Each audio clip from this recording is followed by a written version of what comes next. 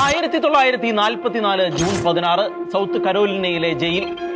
3 മാസങ്ങൾക്ക് മുൻപ് നടന്ന ഒരു കൊലപാതകത്തിന്റെ പേരിൽ വെള്ളക്കാരനായ ജഡ്ജി വിധി പ്രസ്താവിച്ചതിന്റെ അടിസ്ഥാനത്തിൽ കുറ്റക്കാരനായി കോടതി കണ്ടെത്തിയ പ്രതിയുടെ വധശിക്ഷ നടപ്പിലാക്കുന്ന ദിവസമായിരുന്നുവെന്ന്. 11 വയസ്സുകാരി ബെറ്റി ജൂൺ ബിന്നിക്കറിനെ ബലാത്സംഗം ചെയ്യാൻ ശ്രമിക്കുകയും വിസമ്മതിച്ചതിന്റെ ദേഷ്യത്തിൽ അവളെയും 7 വയസ്സുകാരി മേരി എമ്മയെയും ഇരുമ്പ് ദണ്ട് വെച്ച് തലക്കടിച്ച് കൊലപ്പെടുത്തി എന്നതായിരുന്നു കേസ്. തികച്ചും പൈശാചികവും ക്രൂരവുമായ കൃത്യം ചെയ്ത പ്രതി വധശിക്ഷയല്ലാതെ മറ്റൊന്നും അർഹിക്കുന്നില്ല എന്ന് കോടതി അസന്നിഗ്ധമായി പ്രഖ്യാപിച്ചിരുന്നു. കോടതി വിധി നടപ്പിലാക്കാൻ പോകുന്നതിന്റെ ദൃശ്യങ്ങളാണ് ഇപ്പോൾ ആ ജയിൽ പരിസരത്ത് നടക്കുന്നത്.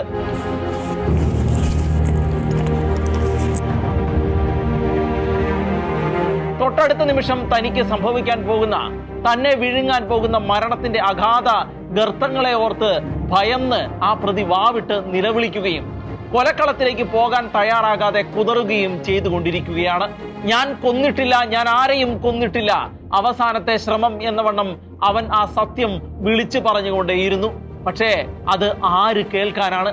അല്ലെങ്കിൽ ഇനി കേട്ടുവെങ്കിൽ തന്നെ അവർക്കൊക്കെ എന്ത് ചെയ്യാൻ കഴിയും? കോടതി വിധി നടപ്പിലാക്കേണ്ട ജോലി മാത്രം നിർവഹിക്കാൻ നിയോഗിക്കപ്പെട്ടവരാണ് ആ ഉദ്യോഗസ്ഥർ. ഇതിനകം എത്രയോ പേരുടെ വധശിക്ഷ നടപ്പിലാക്കി കഴിഞ്ഞിരിക്കുന്നു അവർ. അതിനുമപ്പുറത്ത് അവർക്ക് ഈ വധശിക്ഷയും മറ്റൊരു വധശിക്ഷയല്ല. ജയിൽ അധികൃതർ വളരെ നിസ്സാരമായി അവനെ മുന്നോട്ട് നയിച്ചു. അവരുടെ യാത്ര ഒടുവിൽ വധശിക്ഷ നടപ്പിലാക്കുന്ന മുറിയിൽ അവസാനിച്ചു. തൂക്കുകയറായിരുന്നില്ല, പകരം വൈദ്യുത കസേരയിൽ ബന്ധിപ്പിച്ച് വൈദ്യുതി കടത്തിവിട്ട് കൊല്ലുന്ന രീതിയായിരുന്നു അന്ന് അവിടെ നടപ്പിലാക്കിയിരുന്നത്. പ്രതി അപ്പോഴും ഒരു ബൈബിൾ നെഞ്ചോട് ചേർത്ത് പിടിച്ചിട്ടുണ്ടായിരുന്നു. കസേരയിലേക്ക് ബലമായി ഇരുത്താൻ ഉദ്യോഗസ്ഥർ ശ്രമിക്കുമ്പോൾ പോലും പ്രതി ഭയന്നു വിറച്ച് കുതറിയോടാൻ ശ്രമിച്ചുകൊണ്ടിരുന്നു. എന്നാൽ ആരോഗ്യ ദൃഢഗാത്രരായ വെള്ളക്കാർ അവനെ വളരെ നിസ്സാരമായി ഇലക്ട്രിക് ചെയറിലേക്ക് പിടിച്ചിരുത്തി ബന്ധിച്ചു. തുടർന്ന് സ്വിച്ചിൽ അവരുടെ വിരലുകൾ അമർന്നു. 2400 വോൾട്ട് കറണ്ട് പ്രതിയുടെ ശരീരത്തിലൂടെ ക്ഷണനേരം കൊണ്ട് കടന്നുപോയി. വിറച്ച് വിറങ്ങലിച്ച് കണ്ണുകൾ പുറത്തേക്ക് തള്ളി വായിൽ നിന്ന് നുരയും പതയും ഒഴുകി ആ ശരീരം നിമിഷങ്ങൾക്കുള്ളിൽ നിശ്ചലമായി. എന്തൊരു ക്രൂരമായ വധശിക്ഷയായിരുന്നു അത്. ഇനി പറയാൻ പോകുന്ന വാചകം കൂടി കേൾക്കുമ്പോൾ പ്രേക്ഷകർക്ക് ആ ക്രൂരതയുടെ വ്യക്തമായ ചിത്രം മനസ്സിലാവും. വെറും 14 വയസ്സ് മാത്രമുള്ള ആഫ്രോ അമേരിക്കൻ ജോർജ് സ്റ്റിന്നി എന്ന നിരപരാധിയായ ബാലനായിരുന്നു അന്ന് വധിക്കപ്പെട്ട ആ ആൾ. അമേരിക്കയുടെ ചരിത്രത്തിൽ ഏറ്റവും പ്രായം കുറഞ്ഞ വ്യക്തിയെ വധശിക്ഷയ്ക്ക് വിധിച്ച സംഭവമായിരുന്നു അവിടെ അരങ്ങേറിയത്. ആർക്കു വേണ്ടിയാണ് പോലീസ് എന്ന 14-കാരനായ ബാലനെ കരുവാക്കിയത്? ആർക്കു വേണ്ടിയാണ് കോടതി തിടുക്കത്തിൽ അന്ന് അവന് വധശിക്ഷ വിധിച്ചത്? 81 വർഷങ്ങൾക്ക് മുൻപ് അരങ്ങേറിയ അമേരിക്കൻ ചരിത്രത്തിലെ ഏറ്റവും ക്രൂരവും ഹൃദയഭേദകവുമായ സംഭവങ്ങളിൽ ഒന്നായ ജോർജ് സ്റ്റിന്നി ജൂനിയറിന്റെ ദാരുണമായ വധത്തിന്റെ കഥയാണ് ഇന്ന് നമ്മൾ പറയാൻ പോകുന്നത്.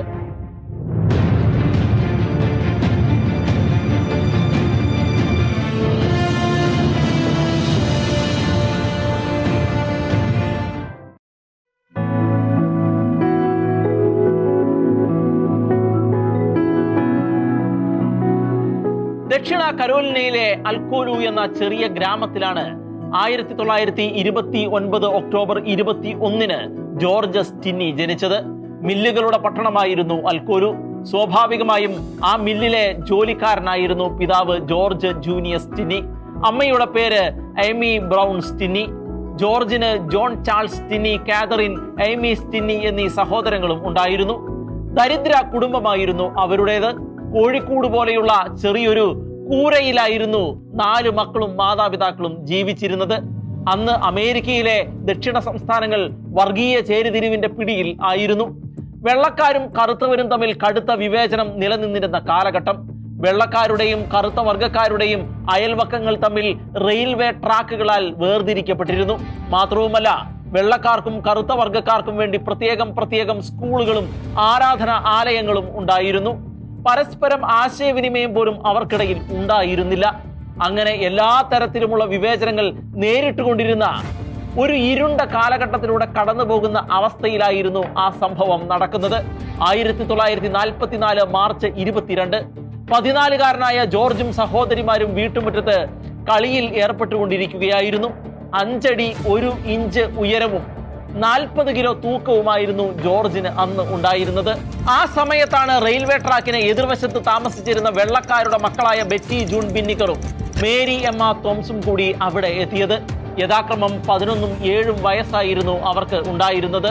പെൺകുട്ടികൾ മെയ് പോപ്പ് പൂക്കൾ തേടിയിറങ്ങിയവർ ആയിരുന്നു. അത് എവിടെ ഉണ്ടാകും എന്ന് പെൺകുട്ടികൾ ജോർജിനോട് ചോദിച്ചപ്പോൾ തനിക്ക് അറിയില്ല എന്നായിരുന്നു അവന്റെ മറുപടി.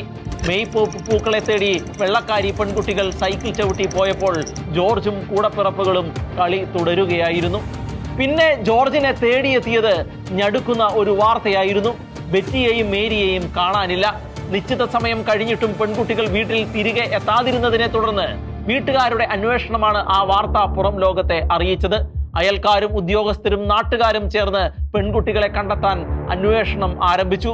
പൂക്കൾ തേടിപ്പോയ പെൺകുട്ടികൾക്ക് എവിടെയെങ്കിലും വെച്ച് വഴി തെറ്റിപ്പോയിട്ടുണ്ടാകാം എന്ന ധാരണയിൽ അന്വേഷണ സംഘം പല വഴിക്ക് പോവുകയുണ്ടായി. അക്കൂട്ടത്തിലെ ചിലരാണ് നടുക്കുന്ന ആ കാഴ്ച കണ്ടത്. ഒരു വെള്ളക്കുഴിയിൽ ജീവനറ്റ നിലയിൽ ആ പെൺകുരുന്നുകളുടെ മൃതദേഹങ്ങൾ കിടക്കുന്നു. ഇരുമ്പ് ദണ്ടുകൊണ്ട് ആരോ അവരെ തലക്കടിച്ച് കൊലപ്പെടുത്തിയതാണ് എന്ന് ഒറ്റ നോട്ടത്തിൽ തന്നെ മനസ്സിലാകുമായിരുന്നു. മാതാപിതാക്കളുടെ നിലവിളി അവിടെ മുഴങ്ങി. പെൺകുട്ടികളുടെ സഞ്ചാരപഥങ്ങളുടെ പിന്നാലെയാണ് പോലീസ് അന്വേഷണം ആരംഭിച്ചത്. ആ അന്വേഷണം ചെന്നു നിന്നത് ജോർജിന്റെ വീട്ടുമുറ്റത്ത് ആയിരുന്നു. പെൺകുട്ടികളെ അവസാനമായി കണ്ടതും സംസാരിച്ചതും എന്ന നിലയിലായിരുന്നു ആ അന്വേഷണം അവിടെ എത്തിയത്. പോലീസിനെ മുറ്റത്ത് കണ്ടതേ ജോർജിന്റെ സഹോദരിമാർ പേടിച്ച് വീടിന്റെ പിന്നിൽ ഒളിച്ചു. ജോർജും സഹോദരനും പോലീസുകാരുടെ മുന്നിൽ നിന്ന് കിടുകിടാ വിറച്ചു. പോലീസ് ചോദിച്ച ചോദ്യങ്ങൾക്ക് സത്യസന്ധമായാണ് ജോർജ് മറുപടി പറഞ്ഞത്. പെൺകുട്ടികൾ പൂ നിൽക്കുന്ന സ്ഥലം ചോദിച്ച് വീട്ടുമുറ്റത്ത് എത്തിയിരുന്നുവെന്നും അവരോട് അതേക്കുറിച്ച് തനിക്ക് അറിയില്ല എന്ന് സംസാരിച്ചുവെന്നും അവൻ പറഞ്ഞു. പോലീസിന് അത് മതിയായിരുന്നു. സത്യസന്ധമായ ഉത്തരങ്ങളിൽ പോലും കുറ്റകൃത്യത്തിനുള്ള പഴുതുകൾ കണ്ടെത്താൻ വെള്ളക്കാരായ ആ പോലീസ് ഉദ്യോഗസ്ഥർക്ക് നല്ല കഴിവ് ഉണ്ടായിരുന്നു. പോരാത്തതിന് ജോർജ് ഒരു കറുത്ത വർഗക്കാരനും. ജോർജും സഹോദരനും മനസ്സിൽ പോലും ചിന്തിക്കാത്ത കാര്യമാണ് ഞൊടിയിടയിൽ അവിടെ സംഭവിച്ചത്. പോലീസ് ജോർജിനെയും സഹോദരനെയും വിലങ്ങണിയിച്ചു. ആ കൗമാരക്കാർ ഉറക്കെ നിലവിളിച്ചു. ഖേദകരമെന്ന് പറയട്ടെ, ഈ സംഭവം നടക്കുമ്പോൾ മാതാപിതാക്കൾ ആ വീട്ടിൽ ഉണ്ടായിരുന്നില്ല. കുട്ടികളുടെ നിലവിളി കേട്ട് കറുത്ത വർഗക്കാരുടെ വീടുകളിൽ നിന്ന് ആളുകൾ പുറത്തേക്ക് വന്നു. അന്യായമായി ജോർജിനെയും ജോണിനെയും അറസ്റ്റ് ചെയ്ത് കൊണ്ടുപോകുന്നതിനെതിരെ അവർ പ്രതിഷേധിച്ചു. എന്നാൽ പ്രതിഷേധമൊന്നും വിലപ്പോയില്ല. കുട്ടികളെ പോലീസ് വലിച്ചിഴച്ച് പോലീസ് സ്റ്റേഷനിലേക്ക് കൊണ്ടുപോയി. HS ന്യൂമാൻ എന്ന വെള്ളക്കാരനായിരുന്നു ജോർജിനെയും സഹോദരനെയും അറസ്റ്റ് ചെയ്തത്. വിശദമായ ചോദ്യം ചെയ്യലിൽ ജോൺ നിരപരാധിയാണ് എന്ന് അയാൾ വിധി എഴുതുകയും ജോർജ് കുറ്റക്കാരനാണ് എന്ന് പ്രഖ്യാപിക്കുകയും ചെയ്തു. ജോർജ് സ്റ്റിന്നി എന്ന 14-കാരനാണ് കുറ്റക്കാരൻ എന്നും താൻ അവനെ അറസ്റ്റ് ചെയ്തുവെന്നും പ്രതി കുറ്റം സമ്മതിച്ചുവെന്നും അയാൾ വ്യക്തമാക്കുകയുണ്ടായി. പെൺകുട്ടികളെ വലിയൊരു ഇരുമ്പ് തണ്ടുകൊണ്ട് അടിച്ചുവെന്നും 6 അടി താഴ്ചയുള്ള ഒരു കുഴിയിലാണ് അവരെ ഇട്ടിരിക്കുന്നത് എന്നും കൊലപ്പെടുത്താൻ ഉപയോഗിച്ച ഇരുമ്പ് തണ്ട് എവിടെയാണെന്ന് കണ്ടെത്തി തരാമെന്ന് അവൻ പറഞ്ഞതായും പോലീസ് ഉദ്യോഗസ്ഥൻ അറിയിക്കുകയുണ്ടായി. ഇത് വലിയ ഒരു പ്രക്ഷോഭത്തിനാണ് തുടക്കം കുറിച്ചത്. സ്വതവേ കറുത്ത വർഗക്കാരോട് അകൽച്ചയും നീരസവും പ്രകടമാക്കിയിരുന്ന 3ാം കിട പൗരന്മാരായി അവരെ കണക്കാക്കി പോന്നിരുന്ന വെള്ളക്കാർക്ക് ഇതവരെ ആക്രമിക്കാനും സ്ഥലത്ത് നിന്ന് ഓടിക്കാനും കാരണമായി മാറുകയായിരുന്നു. വെള്ളക്കാർ കൂട്ട ആക്രമണങ്ങൾ കറുത്തവർക്കെതിരെ അഴിച്ചുവിട്ടു. അവരുടെ വീടുകൾക്ക് തീയിട്ടു. കറുത്ത വംശജരായ ജോലിക്കാരെ വെള്ളക്കാരുടെ സ്ഥാപനങ്ങളിൽ നിന്ന് പിരിച്ചുവിട്ടു. ശക്തമായ ആ പ്രക്ഷോഭത്തിൽ പിടിച്ചു നിൽക്കാൻ ജോർജിന്റെ കുടുംബത്തിനും കഴിഞ്ഞില്ല. ജോർജിന്റെ പിതാവിനും മില്ലിലെ ജോലി നഷ്ടമായി.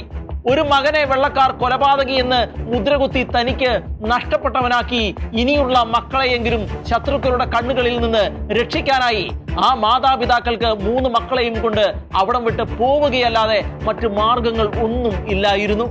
ഈ സമയമെല്ലാം ജോർജ് എന്ന ആ 14 വയസ്സുകാരനായ ബാലൻ പോലീസ് സ്റ്റേഷനിൽ കടുത്ത ഒറ്റപ്പെടലിനും വെള്ളക്കാരായ പോലീസ് ഉദ്യോഗസ്ഥരുടെ വെറുപ്പ് നിറഞ്ഞ നോട്ടത്തിൽ മുറിവേറ്റും ഭയന്ന് കഴിയുകയായിരുന്നു. ബെറ്റിയുടെ ജനനേന്ദ്രിയത്തിൽ നേരിയ മുറിവ് ഉണ്ടായിരുന്നതാണ് ജോർജിനെ പ്രതിയാക്കാൻ പോലീസുകാരന് പ്രേരണ നൽകിയത്. ജോർജിനെ കുറ്റക്കാരനാക്കാൻ അയാൾ കണ്ടെത്തിയ നിഗമനങ്ങളും കഥകളും ഇപ്രകാരം ആയിരുന്നു. പൂക്കൾ തേടിപ്പോയ പെൺകുട്ടികളെ ജോർജ് പിന്തുടരുകയും അതിൽ ബെറ്റിയെ മാനഭംഗപ്പെടുത്താൻ ശ്രമിക്കുകയും ചെയ്തു. എന്നാൽ പെൺകുട്ടി വിസമ്മതിച്ചതിനാൽ 2 പെൺകുട്ടികളെയും മാരകമായ ഇരുമ്പ് ദണ്ട് ഉപയോഗിച്ച് ജോർജ് കൊലപ്പെടുത്തുകയും ചെയ്തു. ജോർജിനെ അറസ്റ്റ് ചെയ്ത് കൊണ്ടുപോയതിനു ശേഷം വിചാരണയ്ക്കും വധശിക്ഷയ്ക്കും ഇടയിലുള്ള ഒരു ദിവസം മാത്രമേ മാതാപിതാക്കൾക്ക് സ്വന്തം മകനെ കാണാൻ കഴിഞ്ഞുള്ളൂ. വളരെ സങ്കടകരമായിരുന്നു ആ കൂടിക്കാഴ്ച. ആ ദിവസം അപ്പൻ മകന് നൽകിയതാകട്ടെ ഒരു ബൈബിൾ ആയിരുന്നു. ആ ബൈബിളിൽ അവൻ ആശ്വാസം കണ്ടെത്തട്ടെ എന്ന് നിസ്സഹായനായ ആ പിതാവ് ആശ്വസിച്ചിരുന്നിരിക്കാം. ജോർജിനെ പോലീസ് 81 ദിവസം തടവിൽ സൂക്ഷിക്കുകയുണ്ടായി. അക്രമാസക്തരായ വെള്ളക്കാരുടെ കൈകളിൽ നിന്ന് അവന്റെ ജീവൻ രക്ഷിക്കാനായി അൽക്കോലുവിൽ നിന്ന് 80 കിലോമീറ്റർ അകലെയുള്ള കൊളംബിയയിലെ ജയിലിലേക്കാണ് ജോർജിനെ അവർ കൊണ്ടുപോയത്. പ്രായപൂർത്തിയാകാത്ത ഒരു കുറ്റാരോപിതനെ ചോദ്യം ചെയ്യുമ്പോൾ പാലിക്കേണ്ട നിബന്ധനകൾ ഒന്നും ജോർജിനെ വിചാരണ ചെയ്യുമ്പോൾ പാലിക്കപ്പെടുകയുണ്ടായില്ല. മാതാപിതാക്കളുടെ അസാന്നിധ്യത്തിലായിരുന്നു കോടതി വിചാരണകൾ നടന്നത്. നല്ലൊരു വക്കീലിനെ മകന് വേണ്ടി ഏർപ്പാടാക്കാൻ പോലും നിസ്സഹായനും ദരിദ്രനുമായ ആ പിതാവിന് സാധിച്ചില്ല. സർക്കാർ വക്കീലാണ് കേസ് വാദിച്ചത്. അയാളാകട്ടെ തീർത്തും ആത്മാർത്ഥതയില്ലാതെയാണ് വാദിച്ചതും. ജോർജിനെ നിഷ്പ്രയാസം രക്ഷിച്ചെടുക്കാൻ കഴിയുമായിരുന്ന പല തെളിവുകളും വേണ്ട വിധത്തിൽ പ്രയോജനപ്പെടുത്താൻ പബ്ലിക് പ്രോസിക്യൂട്ടറായ ചാൾസ് പ്ലോഡനിന് സാധിച്ചില്ല. സാക്ഷി വിസ്താരം നടത്താനും അയാൾ തയ്യാറായതുമില്ല. വെറും 2 മണിക്കൂർ കൊണ്ട് വിസ്താരം പൂർത്തിയാക്കി എന്നതാണ് ഈ കേസിന്റെ മറ്റൊരു ദുര്യോഗം. വിചാരണയ്ക്ക് ശേഷം വെറും 10 മിനിറ്റിനുള്ളിൽ വിധി പ്രസ്താവിക്കുകയും ചെയ്തു. ബെറ്റി എന്ന 11കാരിയുടെയും മേരി എന്ന 7 വയസ്സുകാരിയുടെയും കൊലപാതകങ്ങളിൽ ജോർജ് സ്റ്റിന്നി കുറ്റക്കാരൻ ആണ് എന്ന് സംശയാതീതമായി തെളിയിക്കപ്പെട്ടിരിക്കുന്നതിനാൽ അവൻ കുറ്റക്കാരനാണ് എന്നും പൈശാചികമായി പെൺകുട്ടികളെ കൊലപ്പെടുത്തിയ പ്രതി വധശിക്ഷയിൽ കുറഞ്ഞ യാതൊന്നും അർഹിക്കുന്നില്ല എന്നുമായിരുന്നു കോടതിയുടെ വിധി. വെള്ളക്കാർ മാത്രം തിങ്ങി നിറഞ്ഞ ആ കോടതി മുറിയെയും അവിടെ നിസ്സഹായനായി നിൽക്കുന്ന ജോർജിനെയും ഒന്ന് സങ്കല്പിച്ചു നോക്കൂ. ചങ്കുലയ്ക്കുന്ന ദൃശ്യമായിരുന്നു അത്. അവൻ ഏങ്ങലടിച്ച് കരഞ്ഞു. അപ്പോഴെല്ലാം അവൻ പറയുന്നുണ്ടായിരുന്നു, ഞാൻ കുറ്റം ചെയ്തിട്ടില്ല, ഞാൻ ആരെയും കൊന്നിട്ടില്ല എന്ന്. വെള്ളക്കാരുടെ കോടതി നേരത്തെ തന്നെ അവന്റെ ജീവനെ ലക്ഷ്യം വെച്ചിട്ടുണ്ടായിരുന്നു. അമേരിക്കൻ ചരിത്രത്തിലെ ഏറ്റവും വേഗത്തിൽ പൂർത്തിയായ കേസുകളിൽ ഒന്നായിട്ടാണ് ചരിത്രം ജോർജ് സ്റ്റിന്നിയുടെ കേസിനെ രേഖപ്പെടുത്തിയിരിക്കുന്നത്. വെറും ഒരു ദിവസത്തിൽ വിചാരണയും വിധിയും നടന്നു. 14 വയസ്സുകാരനായ ഒരു ബാലന് മരണശിക്ഷ വിധിച്ചതോടെ ജോർജ് സ്റ്റിന്നി അമേരിക്കൻ ചരിത്രത്തിലെ ഏറ്റവും പ്രായം കുറഞ്ഞ മരണശിക്ഷ അനുഭവിച്ച വ്യക്തിയായി മാറുകയായിരുന്നു. ഞാൻ ചെയ്യാത്ത കുറ്റത്തിന് എന്നെ എന്തിനാണ് അവർ കൊല്ലുന്നത് എന്ന് ജോർജ് സ്റ്റിന്നി പിതാവിനോട് ചോദിച്ച് നെഞ്ചുപൊട്ടി കരഞ്ഞതായും ഞാൻ ആരെയും കൊന്നിട്ടില്ല എന്ന് ജയിൽവാസത്തിൽ സഹതടവുകാരോട് ജോർജ് പറഞ്ഞതായും രേഖപ്പെടുത്തപ്പെട്ടിട്ടുണ്ട്. വധശിക്ഷ വിധിച്ചതിന്റെ തൊട്ടടുത്ത ദിവസം 1944 ജൂൺ 16 വൈദ്യുത കസേരയിൽ 14കാരനായ സ്റ്റിന്നിയെ ഇരുത്തി അവന്റെ തലയിൽ കൂടി കരണ്ട് കടത്തിവിട്ട് ഭരണകൂടം ആ ക്രൂരമായ വധശിക്ഷ നടപ്പിലാക്കി. മുൻപ് പറഞ്ഞതുപോലെ പിതാവ് നൽകിയ ബൈബിളും ചേർത്ത് പിടിച്ചായിരുന്നു അവൻ മരണത്തിന്റെ മുഖത്തേക്ക് നടന്ന് നീങ്ങിയത്. ഇലക്ട്രിക് ചെയറും ഉപകരണങ്ങളും തമ്മിലുള്ള ഉയരം കൃത്യമാക്കുവാൻ വേണ്ടി ഈ ബൈബിൾ തന്നെയാണ് ഉദ്യോഗസ്ഥൻ ഉപയോഗിച്ചത് എന്നുള്ളതാണ് മറ്റൊരു കാര്യം. നെഞ്ചോട് ചേർത്ത് പിടിച്ച ബൈബിൾ എടുത്ത് അതിന്റെ മീതെ അവനെ ഇരുത്തി അവർ ഉയരം ക്രമീകരിക്കുകയുണ്ടായി. മുതിർന്നവർക്ക് വേണ്ടി നിർമ്മിച്ച ഇലക്ട്രിക് ചെയർ ആയതിനാൽ കസേരയിൽ അവനെ ബന്ധിപ്പിച്ച സ്ട്രാപ്പുകൾ അയഞ്ഞു കിടക്കുകയായിരുന്നു. മുഖം മൂടാൻ ഉപയോഗിക്കുന്ന മാസ്കിലേക്ക് തല എത്തുന്നുണ്ടായിരുന്നുമില്ല. ഈ സാങ്കേതിക തടസ്സം പരിഹരിക്കാനാണ് ബൈബിൾ എടുത്ത് കസേരയിൽ വെച്ച് അവനെ അതിന്റെ മുകളിൽ ഇരുത്തിയത്. കൈകൾ ചേർത്ത് കെട്ടിയ ഹണ്ടറോട് ഒന്നും ചെയ്യാത്ത എന്നെ കൊല്ലുന്നത് എന്തിനാണ് എന്ന് അവൻ വീണ്ടും കരഞ്ഞുകൊണ്ട് ചോദിച്ചു. അയാൾക്ക് ഉത്തരങ്ങളൊന്നും ഉണ്ടായിരുന്നില്ല. ഏതാനും നിമിഷങ്ങൾക്കുള്ളിൽ വിറങ്ങലിച്ച് അവൻ അവിടെ മരിച്ചു വീണു. ജോർജ് സ്റ്റിന്നിയുടെ കഥ വർഗീയ വിവേചനത്തിന്റെ ക്രൂരമായ മുഖമായി ലോകത്തിന്റെ മുന്നിൽ അങ്ങനെ തെളിഞ്ഞു നിന്നു. സംഭവത്തിന് പിന്നാലെ അമേരിക്കയിലും ലോകമെമ്പാടും പ്രതിഷേധങ്ങൾ ഉയർന്നു. എന്നാൽ അന്നത്തെ അമേരിക്കൻ ദക്ഷിണ സംസ്ഥാനങ്ങളിൽ കറുത്ത വർഗക്കാർക്ക് നീതി കിട്ടുക അസാധ്യമായിരുന്നു. വെള്ളക്കാരുടെ പ്രഭുത്വം നിയമങ്ങളെയും കോടതികളെയും നിയന്ത്രിച്ചിരുന്ന കാലമായിരുന്നുവല്ലോ അത്. വധശിക്ഷ നേരിട്ട് കാണാൻ വെള്ളക്കാർ ഇളകി മറിഞ്ഞ് വന്നിട്ടുണ്ടായിരുന്നു. ജോർജിന്റെ മരണം അവർ മധുരപലഹാരങ്ങൾ വിതരണം ചെയ്ത് ആഘോഷിക്കുകയുണ്ടായി. 14 വയസ്സുകാരൻ കൊടും ക്രിമിനലിന് അർഹമായ ശിക്ഷ വിധിച്ചതിൽ എല്ലാവരും മജിസ്ട്രേറ്റിനെ അഭിനന്ദിച്ചു. കറുത്ത വർഗക്കാർ ഒരിക്കൽ കൂടി വെറുക്കപ്പെട്ടവരും ശപിക്കപ്പെട്ടവരുമായി മാറി. ജോർജിന്റെ വധശിക്ഷയോടെ ആ കഥ അവിടെ അവസാനിച്ചുവെന്നാണ് കരുതിയത്. പക്ഷേ സത്യത്തിന് അടങ്ങിയിരിക്കാൻ കഴിയില്ലല്ലോ. അർഹതപ്പെട്ടവരെ തേടി നീതിക്ക് വരാതിരിക്കാനും കഴിയില്ലല്ലോ. തുടർന്നുള്ള സംഭവ വികാസങ്ങൾ വ്യക്തമാക്കിയത് അതായിരുന്നു. ജോർജ് നിരപരാധിയാണ് എന്ന് തുടക്കം മുതൽ തന്നെ അവന്റെ സഹോദരങ്ങൾ പറയുന്നുണ്ടായിരുന്നു. കാരണം അവരെല്ലാം ആ സമയങ്ങളിൽ ഒരുമിച്ച് ഉണ്ടായിരുന്നുവല്ലോ. എന്നാൽ ജോർജിനേക്കാൾ ഇളയവരായ അവരുടെ ശബ്ദം കേൾക്കാൻ ആരും ഉണ്ടായിരുന്നില്ല. കുടുംബത്തിന് പുറമെ നിരവധി മനുഷ്യാവകാശ പ്രവർത്തകരും ചരിത്രകാരന്മാരും ഈ കേസ് വീണ്ടും പരിശോധിക്കണമെന്ന് ആവശ്യപ്പെടുകയുണ്ടായി. അങ്ങനെ വർഷങ്ങൾക്ക് ശേഷം ആണെങ്കിലും ജോർജ് സ്റ്റിന്നിയുടെ കേസ് വീണ്ടും കോടതി മുറിയിൽ എത്തി. അവനെ മരണശേഷമെങ്കിലും കുറ്റവിമുക്തൻ ആക്കണമെന്ന് ആവശ്യപ്പെട്ട് 2004 കുടുംബവും രംഗത്തെത്തി. 2013 ഒക്ടോബറിൽ ഫാമിലി അഡ്വക്കേറ്റ് ഇത് സംബന്ധിച്ച് ഒരു ഹർജി ഫയൽ ചെയ്തു. കൂടാതെ ജോർജ് ഫ്രയർസൺ എന്ന ചരിത്രാന്വേഷകനും ഇതിൽ പ്രധാന പങ്ക് വഹിച്ചു. അൽക്കോളു സ്വദേശിയായ അദ്ദേഹത്തിന് ഒരു പഴയ പത്രവാർത്തയിൽ നിന്നാണ് ജോർജിന്റെ കേസിനെ കുറിച്ച് വിവരം കിട്ടിയത്. ജോർജിന്റെ വിചാരണ നീതിപൂർവമായിരുന്നില്ല എന്ന് മനസ്സിലാക്കിയ അദ്ദേഹം നിയമവിദഗ്ധരുമായി അതേക്കുറിച്ച് വിശദമായ ചർച്ച നടത്തുകയും ഒടുവിൽ കേസ് കോടതിക്ക് മുന്നിൽ സമർപ്പിക്കുകയും ചെയ്യുകയായിരുന്നു. ജോർജ് സ്റ്റിന്നിയോട് അമേരിക്കൻ കോടതി ക്രൂരമായി പെരുമാറിയോ, അവന് നീതി നിഷേധിച്ചോ, അതായിരുന്നു കോടതിയുടെ അന്വേഷണം. കോടതി വളരെ കാര്യക്ഷമമായി ഈ കേസിൽ ഇടപെട്ടു, തെളിവുകൾ പരിശോധിച്ചു, അന്നത്തെ സാഹചര്യങ്ങളെ വിശദമായ പരിശോധനയ്ക്കും അപഗ്രഥനത്തിനും വിധേയമാക്കി. അതിന്റെ ഒടുവിൽ 2014 ഡിസംബറിൽ ജഡ്ജി മുള്ളൻ ജോർജിന് വിധിച്ച വധശിക്ഷ ഔദ്യോഗികമായി റദ്ദാക്കി. 70 വർഷങ്ങൾക്ക് ശേഷം 2014 ദക്ഷിണ കരോലിനയുടെ കോടതി കേസ് വീണ്ടും പരിഗണിച്ചു. പഴയ രേഖകളും തെളിവുകളും പരിശോധിച്ചപ്പോൾ ജോർജിനെതിരെ കുറ്റസമ്മതം ഒന്നും ഉണ്ടായിരുന്നില്ല എന്ന് തെളിഞ്ഞു. വിചാരണ ഭരണഘടനാ വിരുദ്ധവും അന്യായവുമാണ് എന്ന് കോടതി വിധിച്ചു. അതോടെ ജോർജ് സ്റ്റിന്നി കുറ്റവിമുക്തനായി പ്രഖ്യാപിക്കപ്പെടുകയായിരുന്നു. ജഡ്ജി മുള്ളന്റെ നിരീക്ഷണങ്ങൾ ഇപ്രകാരമായിരുന്നു. അന്വേഷണ ഉദ്യോഗസ്ഥർ ചോദ്യം ചെയ്ത് കുറ്റം സമ്മതിപ്പിക്കുകയാണ് ചെയ്തത്. റേപ്പ് നടന്നതിന് തെളിവുകളില്ല. സ്റ്റിന്നിക്ക് വേണ്ടി വാദിക്കാൻ ആരും ഉണ്ടായിരുന്നില്ല. വധശിക്ഷ അതിക്രൂരവും അശാസ്ത്രീയവും അസാധാരണവും ആയിരുന്നു. പബ്ലിക് പ്രോസിക്യൂട്ടർ സ്വതന്ത്രമായ ഒരു അന്വേഷണവും നടത്തിയില്ല. കേസ് തയ്യാറാക്കാൻ സ്ഥലം മാറ്റത്തിനോ അധിക സമയമോ ആവശ്യപ്പെട്ടില്ല. സാക്ഷികളുടെ ക്രോസ് വിസ്താരത്തിൽ വളരെ കുറച്ച് ചോദ്യങ്ങൾ മാത്രമേ ചോദിച്ചുള്ളൂ. വിചാരണയുടെ ദൈർഘ്യമനുസരിച്ച് തന്റെ കക്ഷിക്ക് വേണ്ടി വളരെ കുറച്ച് സാക്ഷികളെ മാത്രമേ ഹാജരാക്കിയുള്ളൂ. അപ്പീൽ ഫയൽ ചെയ്യാനോ വധശിക്ഷ സ്റ്റേ ചെയ്യാനോ ശ്രമിച്ചില്ല. ഇപ്രകാരം ജോർജ് നിരപരാധിയായിരുന്നുവെന്നും ഭരണഘടനാ അവകാശങ്ങൾ അവന് നിഷേധിക്കപ്പെട്ടു എന്നുമായിരുന്നു അദ്ദേഹം സമർത്ഥിച്ചത്. കോടതി 70 വർഷങ്ങൾ കഴിഞ്ഞ് ജോർജിനെ കുറ്റവിമുക്തൻ ആക്കിയെങ്കിലും ഒരു നിരപരാധിയുടെ ജീവന് പകരം വെക്കാൻ ആകുന്നത് ആയിരുന്നില്ല ആ കോടതി വിധി. അവന്റെ മാതാപിതാക്കൾ കുടിച്ച കണ്ണീരിനും അപമാനത്തിനും സങ്കടത്തിനും അതുകൊണ്ട് വില നിശ്ചയിക്കാൻ കഴിയില്ല. എങ്കിലും ചെയ്യാത്ത കുറ്റത്തിന് ശിക്ഷിക്കപ്പെട്ടതിന്റെ പേരിലുള്ള അപമാനം ജോർജ് സ്റ്റിന്നിയിൽ നിന്ന് മാഞ്ഞുപോയി എന്ന് മാത്രം ആശ്വസിക്കാം, അഭിമാനിക്കാം. കോടതി വിധി വന്നപ്പോൾ ഞാൻ സുഹൃത്തുക്കളോടൊപ്പം ഇരിക്കുകയായിരുന്നു. അത് കേട്ടപ്പോൾ ഞാൻ കരമുയർത്തി യേശുവേ നന്ദി എന്ന് പറഞ്ഞു. 70 വർഷങ്ങൾക്ക് ശേഷം സഹോദരനെ കോടതി കുറ്റവിമുക്തൻ ആക്കിയ വിധിയെക്കുറിച്ചുള്ള തന്റെ പ്രതികരണം സ്റ്റിന്നിയുടെ സഹോദരിമാരിൽ ഒരാളായ കാതറിൻ റോബിൻസൺ പറഞ്ഞത് ഇങ്ങനെയാണ്: ഈ വിധിക്ക് വേണ്ടിയാണ് ഞങ്ങൾ കാത്തിരുന്നത്. ഈ ദിവസത്തെ പ്രതി ഞാൻ സന്തോഷിക്കുന്നു. ഇങ്ങനെ സന്തോഷിച്ചിട്ട് ഒരുപാട് കാലമായി. ബാല്യത്തെക്കുറിച്ച് ഓർക്കാൻ പോലും ഞാൻ ഭയപ്പെടുന്നു. ജോർജിനെ സഹായിക്കാൻ ആരും ഉണ്ടായിരുന്നില്ല.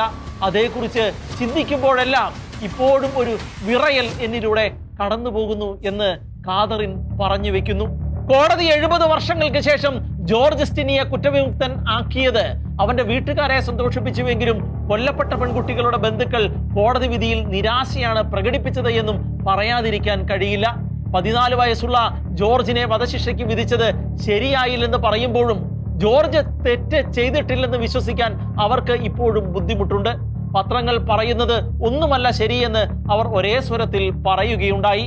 വെള്ളക്കാരി പെൺകുട്ടികളുടെ കൊലപാതകം നടന്ന സമയത്ത് ജോർജ് തങ്ങൾക്ക് ഒപ്പമുണ്ടായിരുന്നുവെന്ന് ഒരു മാറ്റവുമില്ലാത്ത സഹോദരങ്ങൾ ഒരുപോലെ ആവർത്തിച്ചിട്ടുണ്ട്. തലയോട് പൊട്ടി ഗുരുതരമായ രക്തസ്രാവം മൂലമാണ് പെൺകുട്ടികൾ മരിച്ചതെന്ന് വ്യക്തമായിട്ടും മൃതദേഹം കണ്ടെത്തിയ കുഴിയിൽ രക്തം അതനുസരിച്ച് ഉണ്ടായിരുന്നില്ല. അതുകൊണ്ട് തന്നെ മറ്റ് ഒരിടത്ത് വെച്ച് കൊലപാതകം നടത്തിയതിനു ശേഷം മൃതദേഹം ഇവിടെ കൊണ്ടുവന്ന് ഇട്ടത് ആകാനായിരുന്നു സാധ്യത. ഇതൊക്കെ ജോർജിനെ കുറ്റവിമുക്തൻ ആക്കാവുന്ന കാരണങ്ങൾ ആയിരുന്നു. അതെന്തായാലും ജോർജ് നിരപരാധിയാണ് എന്ന് സംശയാതീതമായി തെളിയിക്കപ്പെട്ടു എങ്കിലും പെൺകുട്ടികൾ കൊല ചെയ്യപ്പെട്ടു എന്നത് വാസ്തവമാണ്. അപ്പോൾ ഒരു കൊലയാളി തീർച്ചയായും ഉണ്ട്. ആരാണ് ആ കൊലപാതകി? ഇനി നമുക്ക് അതിലേക്ക് കടക്കാം. അക്കാലത്ത് അൽക്കോലുവിൽ ധനികനായ ഒരു വ്യവസായി ഉണ്ടായിരുന്നു, ജോർജ് ബുർക്ക് സീനിയർ. അയാൾക്കൊരു മകൻ ഉണ്ടായിരുന്നു, ജോർജ് ബുർക്ക് ജൂനിയർ. ജോർജ് സീനിയറുടെ വീട്ടിലെ ജോലിക്കാരിയായി കുറെ കാലം എമി, അതായത് വധശിക്ഷയ്ക്ക് വിധേയനായ ജോർജ് സ്റ്റിന്നിയുടെ അമ്മ ജോലി ചെയ്തിട്ടുണ്ട്. ഒരു നാൾ ജോർജ് സീനിയർ എമിയോട് അപമാനകരമായ രീതിയിൽ പെരുമാറുകയും അതേ തുടർന്ന് എമി ആ വീട്ടിലെ ജോലി അവസാനിപ്പിക്കുകയും ചെയ്തു. ഇത് ആ കുടുംബത്തോട് ശത്രുതയ്ക്കുള്ള കാരണമായി ജോർജ് സീനിയർ മാറ്റി. അപ്പന്റെ അതേ സ്വഭാവം തന്നെയായിരുന്നു മകൻ ജൂനിയർ ജോർജിനും ഉണ്ടായിരുന്നത്. അപ്പനെ കണ്ടു വളരുന്ന മക്കളുടെ സ്വഭാവം മറ്റൊന്ന് ആകാൻ സാധ്യത കുറവാണല്ലോ. അൽക്കോലുവിലെ സ്ത്രീകളുടെ പേടി സ്വപ്നമായിരുന്നു ജോർജ് ജൂനിയർ. അയാളാണത്രേ പെൺകുട്ടികളെ കൊലപ്പെടുത്തിയത്. എന്നാൽ മകനെ രക്ഷിക്കാൻ ജോർജ് സീനിയർ ജോർജ് സ്റ്റിന്നിയെ കരുവാക്കുകയായിരുന്നു. മാത്രവുമല്ല, സ്റ്റിന്നിക്ക് വധശിക്ഷ നൽകിയ ജൂറിയിലെ പ്രധാന അംഗവുമായിരുന്നു ജോർജ് സീനിയർ. പെൺകുട്ടികളുടെ മൃതദേഹം കണ്ടെത്തിയതാകട്ടെ ജോർജ് സീനിയറിന്റെ സ്ഥലത്തിന് സമീപത്തു നിന്നും ആയിരുന്നു. ഇതെല്ലാം അന്നു മുതൽ ഉന്നയിക്കപ്പെടുന്ന ആരോപണങ്ങൾ ആയിരുന്നു. പക്ഷേ പോലീസ് ആ വഴിയെ സഞ്ചരിച്ചതേയില്ല. അല്ലെങ്കിൽ ആ വഴിയെ പോകാൻ ജോർജ് സീനിയർ പോലീസിനെയോ കോടതിയോ അനുവദിച്ചില്ല എന്ന് പറയുന്നതാകും കൂടുതൽ ശരി. ജോർജ് സ്റ്റിന്നിയുടെ വധശിക്ഷ നടപ്പിലാക്കിയതിന്റെ 3 വർഷങ്ങൾക്ക് ശേഷം ജോർജ് ബുർക്ക് ജൂനിയറും മരണമടഞ്ഞു എന്നുള്ളത് കാലം കാത്തുവെച്ച കാവ്യ നീതി ആയിരിക്കാം. 29 വയസ്സ് മാത്രമേ അപ്പോൾ അയാൾക്ക് പ്രായം ഉണ്ടായിരുന്നുള്ളൂ. 2014 ജോർജ് സ്റ്റിന്നിയെ കുറ്റവിമുക്തൻ ആക്കിയെങ്കിലും ജോർജ് സ്റ്റിന്നിയുടെ വധശിക്ഷ ഉയർത്തിവിട്ട അനുരണനങ്ങൾ അടങ്ങിയിട്ടില്ല. ജോർജ് സ്റ്റിന്നി ഫണ്ടിന് കാരണമായത് ഈ വധശിക്ഷ ആയിരുന്നു. നിരപരാധിയായിരുന്നിട്ടും വധശിക്ഷ ഏറ്റുവാങ്ങേണ്ടി വന്നവരുടെ കുടുംബങ്ങൾക്ക് $10 മില്യൺ നഷ്ടപരിഹാരം നൽകണമെന്ന നിയമം അനുശാസിക്കുന്ന ബില്ലാണ് ഇത്. ഈ ബില്ലിന് ജോർജ് സ്റ്റിന്നി ഫണ്ട് എന്നല്ലാതെ മറ്റൊരു പേരും യോജിക്കുകയില്ല. പുസ്തകമായും സിനിമയായും ജോർജ് സ്റ്റിന്നിയുടെ ജീവിതകഥ ഇതിനകം പുറത്തു വന്നിട്ടുണ്ട്. ഡേവിഡ് സ്റ്റൗട്ട് രചിച്ച കരോലിന സ്കെൽറ്റൻസ്, ആൽബർട്ട് ഫെഞ്ചിന്റെ ബില്ലി, കെൻഡാൽ ബെല്ലിന്റെ ട്രിപ്പിൾ ട്രാജഡി ഇൻ അൽക്കോലു എന്നിവയെല്ലാമാണ് ഇതിന്റെ ഉദാഹരണങ്ങൾ. ജോർജ് സ്റ്റിന്നി ജൂനിയർ ജീവിച്ചിരുന്ന കുറച്ചു വർഷങ്ങൾക്കുള്ളിൽ തന്നെ ലോകം അവനോട് വളരെ ക്രൂരമായിട്ടാണ് പെരുമാറിയത്. നിരപരാധിയായ ആ ബാലന്റെ ജീവിതം അന്യായമായി അവസാനിപ്പിച്ചു എങ്കിലും അവന്റെ ഓർമ്മ ഇന്ന് നീതിയുടെയും മനുഷ്യാവകാശത്തിന്റെയും പോരാട്ടത്തെ ശക്തിപ്പെടുത്തുന്നുണ്ട്. ജോർജ് സ്റ്റിന്നിയുടെ ജീവിതം മനുഷ്യ ചരിത്രത്തിലെ ഇരുണ്ട അധ്യായമായിരുന്നുവെങ്കിലും ലോകത്തിന് നീതി തേടാനുള്ള ധൈര്യവും മനുഷ്യ സ്നേഹത്തിന്റെ മഹത്വവും ഓർമ്മിപ്പിക്കുന്ന കഥ കൂടിയായി മാറുകയാണ് അത്. മനുഷ്യാവകാശ പോരാട്ടങ്ങളുടെ പ്രതീകവും കൂടി ആണ് ആ കഥ.